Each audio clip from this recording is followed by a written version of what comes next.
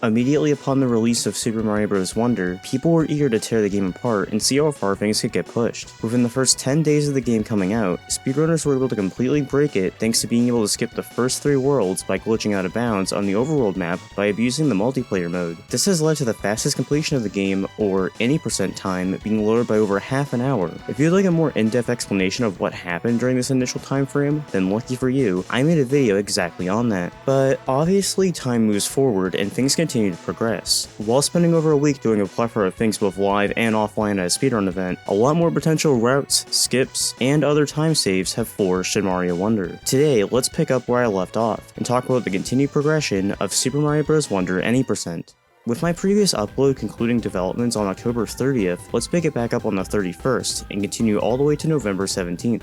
With Jhay being the first person to repeatedly dominate the speedrun scene for this game, he was still rapidly going after achieving a 1:37:15 on the 30th. In fact, this run was far from perfect. Be aware that besides the game itself being very new, the first 3 world skips were not added to the equation until a day prior, so everything was still being rapidly tested and optimized. Without a bounds glitching on the overworld already allowing easy passage through worlds 1 through 3, people were immediately hypothesizing what they could do in later worlds. Unlike worlds 1, 2, and 3, the game does check to see if you collected the final royal seed for the final 3, so sadly simply skipping more worlds was not in the agenda. People were pretty quickly already messing with potential out of bounds tricks in both the hub world Petal Isles and worlds 5 and 6. By the time Jhay was ready to do runs the next day on the 31st, there was already a 4th new skip to add into the run, and that was Airship Skip, which has since been shortened to a funny 3-letter acronym. In the middle of the World 4 Palace, Jhay switched to 2-player in order to get ready for the upcoming skip. When finishing the world and being put back in Petal Isles, he quickly buys a seed along the way to get his count up to 11, and then does a similar 2-player out of bounds setup to the other skips. He slowly navigates the characters around the airship you are intended to do before moving forward. When going out of bounds off the edge of the map here, the characters end up under the map itself, and if timed correctly, allows you to enter the stage Mouthful. Jhay in this level grabs 2 Wonder Seeds, which is more than enough to unlock World 5, which requires 12 total. You can see that later on in the run, this allowed him to be around 3 minutes ahead of his time that he had just gotten the previous day. While this run did have many mistakes, the new skip was more than enough, and after clearing Worlds 5 and 6, was able to clutch out a 1:34:28, fully decimating the record from the previous day.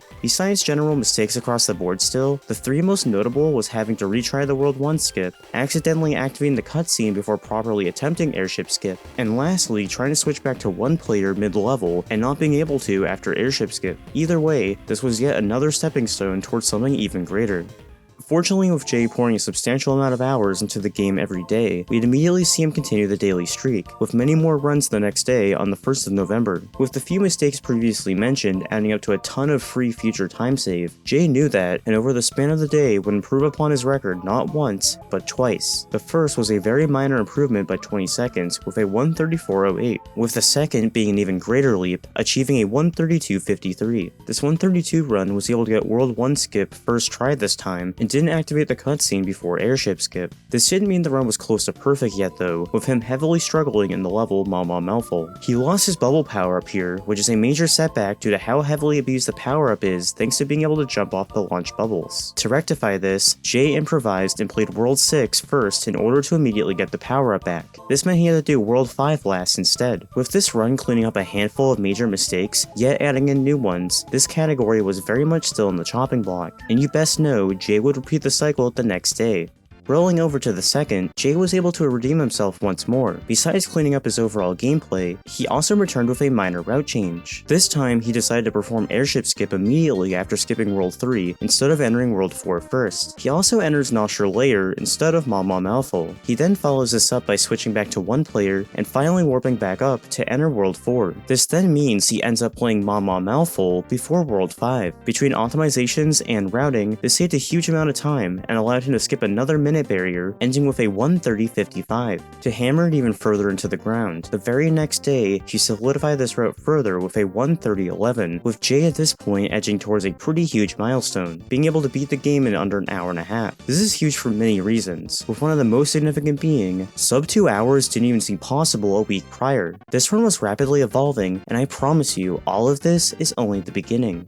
With world records being set in the any percent category for a solid 6 days in a row now thanks to Jhay, you may assume that this may have happened once more, but that's actually far from the truth. There wasn't a single record set on the next day, the 4th, and the 5th was the same. In fact, when world record action returned on the 6th, it wasn't even from Jhay, but someone completely different that not many expected. On November 6th, the day started off with Tsuake being able to break the next hugely anticipated time barrier, logging a 1:29.41. To be fair, this time didn't come suddenly out of nowhere, with him getting 2 1:30 range times in the days leading up to this. The two biggest shocks I had waking up to this record was, 1. Jhay finally didn't have the record again, and 2. This not being the first time in videos I've talked about specifically Tsuake. For those who don't know, he is already a familiar face in Mario speedrunning, with him being a modern legend in Super Mario World, most notably setting 2 records in 11 exit, and getting multiple top 5 times outside of that. I think it's also a happy coincidence that the second controller Tsuake uses for 2-player skips is a Super Famicom controller. I really hope that is an intentional nod to his most notable speed game. These facts also meant that the top 2 players in Mario Wonder at this very moment also happen to be top players in other Mario titles, with Jhay absolutely dominating both Galaxy titles. Anyways, enough personal details. Regarding the run itself, Tsuake did the same route as Jhay, but unfortunately had to retry Nosher layer, with that easily being one of the biggest areas of time loss. It was pretty obvious that more was easily ready to be chipped off, with Tsuake also knowing such. Leaping forward all the way to the 12th, Tsuake was able to absolutely demolish what he recently already did, pulling the time down to 1:28.31. This run may look like it stays on the same beaten path as before, but that's far from the truth, as this becomes apparent in World 5.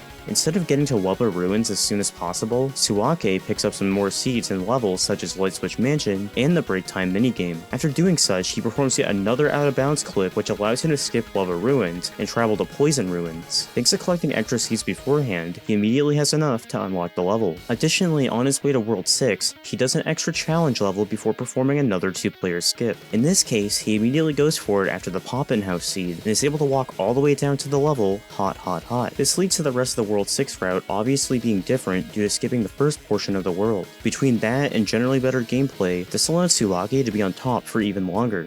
The Tsuake saga doesn't end there though, with yet another appearance on the 15th being not just a new time, but also yet another change to the route. This time around, he did a completely different skip in Petal Isles after being a couple of levels. Once going out of bounds, he fell off the map into a different area of Petal Isles, being near World 6. He then backtracked all the way to Mama Malful. After grabbing an additional seed, he warps back to where he originally was, and continues on, buying a seed at the shop. Following this, he performed the World 2 skip. Besides unfortunately failing this first try, he also notably skipped the Wiggler level gone for before. After doing this, he once again has enough seeds to enter World 4. Once World 4 is over, he buys another seed and cleans up Nosher before finally entering World 5. With the rest of the run looking similar at this point, doing all of this ultimately resulted in a 1:27.52. Even though Jhay was catching up thanks to a 1:28, Tsuake was still in charge, for this very moment at least. While Tsuake may have been the leader for a little bit, Jhay was still steadily in contention, with him pushing forward after his fresh 1:28 time. In fact, he was still rapidly putting hours upon hours into this game daily during the week. On the same day Tsuake got his 1:27, Jhay was also looking to do the same thing, with him not just getting 1, but 2 really great runs. Jhay starting off was still doing the same route that he was going for in his last record, except this changes starting in World 5. He does an out-of-bounds skip here that goes past Wubba Ruins and goes to Poison Ruins, and on top of this, Jhay also goes for the same clip as Tsuake in World 6, and gets himself to hot hot hot. With all of this, Jay's route in this run was enough to put him on the same playing field as Tsuake, and even though for most of this run he was behind his personal best, he was able to pull ahead and get a 1:27.40, being just enough to steal the record once more by 12 seconds. To cement this even further, in usual Jhay fashion, he immediately beat this time in the same day with the same route, lowering it even more to a 1:27.28. The one really huge mistake here you will notice off the bat was a failed attempt at World 1 clip, but still, the rest of the run was good enough. You may also notice that at this point that Jhay was running his game in Japanese. Sure, Tsuake did that too, but he's Japanese. Of course he's going to use that. The reason Jhay decided to do the same came down to the fact that people finally realized that this was the fastest version for this category thanks to text boxes and dialogue.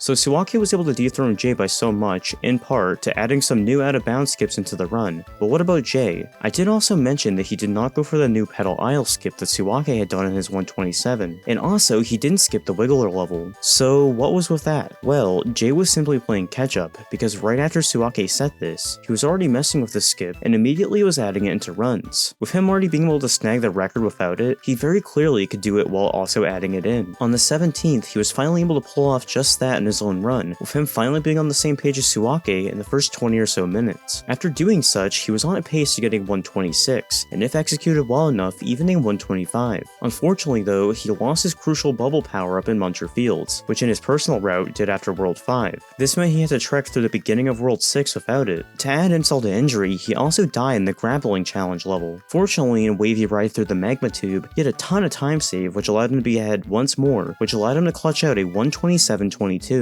With this being the current record as of scripting, it's safe to say this run is far from over. Both Jhay and Tsuake are very capable of pushing this record to at least a 125 time, and between other runners and possible new routing between skips and general optimizations, a push into the lower 120s and beyond is more than expected in the near future. Before concluding, I also want to note that all Royal Seeds, which is the any percent category without all the out-of-bounds skips, is still flourishing. While it was briefly a little quiet after the run split from the new any percent, there has since been a rapid amount of new competition and world records. While I won't be going into detail about these runs, let me at least give you a brief rundown of the slew of records that have been achieved there recently. The record before skips were added to the run was a 2:12.20 by Adrylek, with this being lowered by a decent amount since. Thanks to Chris Speedruns on the 2nd, danced to 2:106 on the 4th, and Zimbo on the 5th, this more than easily broke into the low 2 hour and 11 minute range, with Zimbo being the first one to get a 2:10, with a 2:10.46 on the 6th. The competition has been rapidly growing, with Chris shooting back with a 2:10.33 on the 9th, Ryukahr and Ryan DiCello following this up with a 2:10.15 on the 10th, and a 2:10.09 on the 14th. The most recent development has been another huge mini barrier, with Chris once again getting on top on the 15th with a 2:09.49, and finally the last of the bunch being Keiichi, who edged out in first with a 2:09.46 on the 16th. The only other important thing I want to harp on in this category is the back and forth of which badge is better, with both the Fast Dash and Jet Run badges being the two in competition. All the runners I just mentioned in the last minute have picked one or the other, with one not being clearly superior yet. In comparison, if we look at the true any percent run, Fast Dash has currently taken priority there. To top it off, I have not actively been following the category 100%, but geez, I have to give it a quick mention due to how much it's already been majorly improved already as well. In my last video, I mentioned Nick666101 having the record in 6 hours and 2 minutes, and this has since been pushed down all the way to 5 hours and 25 minutes, with Salo taking that crown. Anyways, there we go. That is a wide, but still very in-depth summary of everything that has happened in the last couple weeks of Mario Wonder speedrunning. With how new this title is, this game is sure to have plenty of rapidly growing life in the following weeks, and even months. This definitely won't be my last mention of these runs. If there's enough that comes sooner than later, I'm positive you'll see me blabbing about some of these players once again. But until then, thanks for watching.